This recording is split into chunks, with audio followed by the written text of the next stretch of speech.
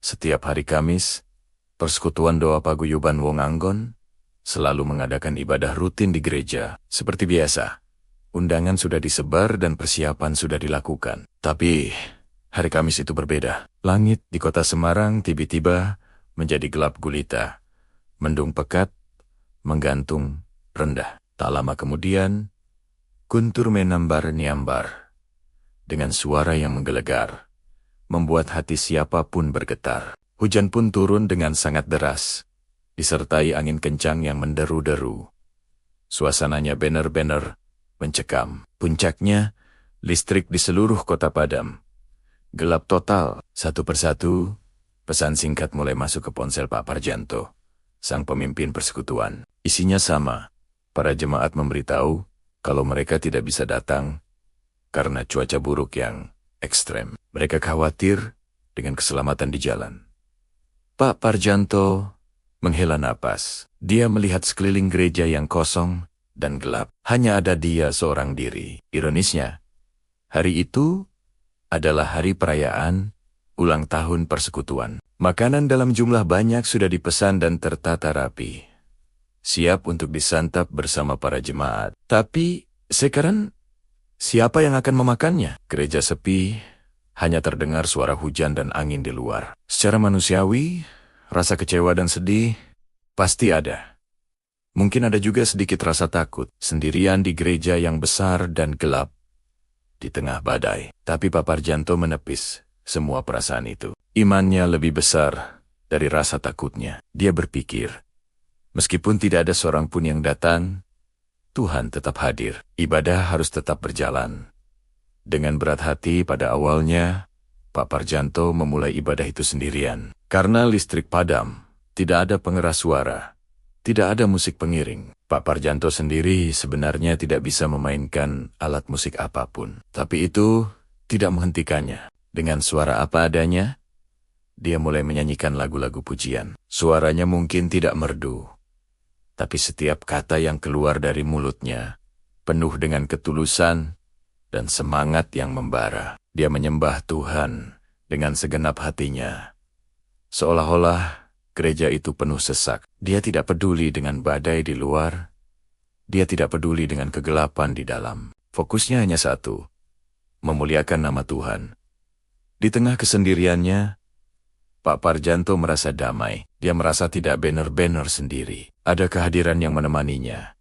Kehadiran yang memberinya kekuatan. Waktu terus berjalan, dan Pak Parjanto terus memuji Tuhan.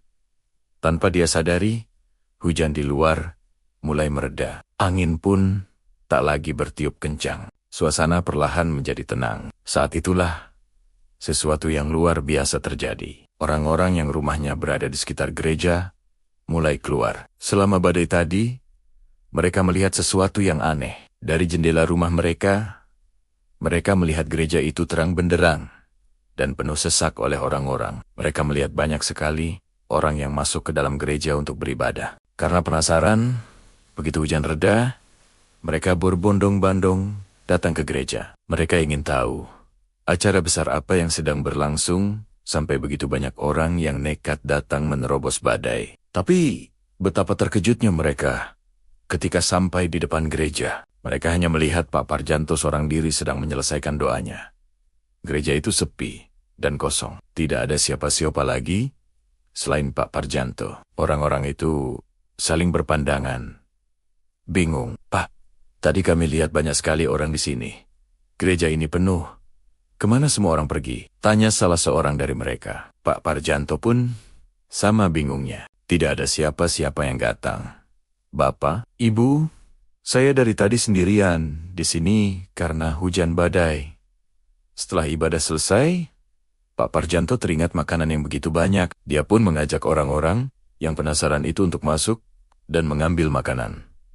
Ayo, silakan dimakan. Ini berkat untuk kita semua, katanya sambil tersenyum. Anehnya, orang-orang itu menolak. Mereka berkata, tidak usah Pak, pasti makanannya sudah habis. Tadi kan yang datang banyak sekali. Kami lihat sendiri, gereja ini penuh sesak.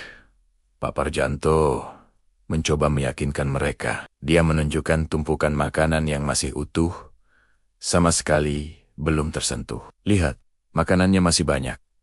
Tidak ada yang datang. Saya benar-benar sendirian. Orang-orang itu semakin heran. Mereka bersumpah bahwa mereka melihat dengan mata kepala mereka sendiri puluhan, bahkan mungkin ratusan orang berpakaian putih memenuhi gereja. Mereka melihat gereja itu terang dan mendengar suara pujian yang sangat merdu, seperti paduan suara surgawi. Saat itulah Pak Parjanto tiba-tiba merinding.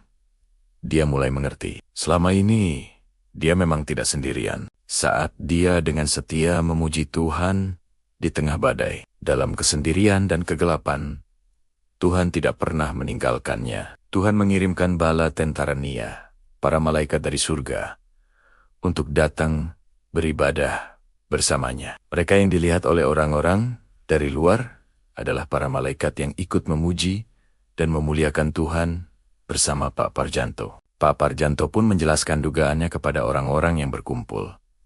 Seketika itu juga, suasana menjadi hening. Semua orang yang mendengar cerita itu menjadi takjub. Rasa heran mereka berubah menjadi rasa kagum dan takut akan Tuhan. Mereka menyaksikan sebuah keajaiban. Mereka menyadari betapa dahsyatnya kuasa Tuhan dan betapa berharganya sebuah iman yang tulus. Akhirnya, mereka semua bersama-sama menikmati makanan yang telah disediakan, sambil terus membicarakan kebesaran Tuhan yang baru saja mereka saksikan. Kisah ini menjadi kesaksian hidup yang luar biasa di kota Semarang. Pengingat bagi kita semua bahwa di saat kita merasa paling sendirian, saat itulah Tuhan mungkin sedang mengirimkan malaikat Nia untuk menemani kita. Kesetiaan kita dalam keadaan tersulit, sekalipun tidak akan pernah sia-sia di mata Tuhan. Terima kasih sudah menyimak kisah inspiratif ini. Jangan lupa untuk subscribe dan bagikan video ini agar lebih banyak orang yang diberkati. Sampai jumpa di video selanjutnya. Tuhan memberkati.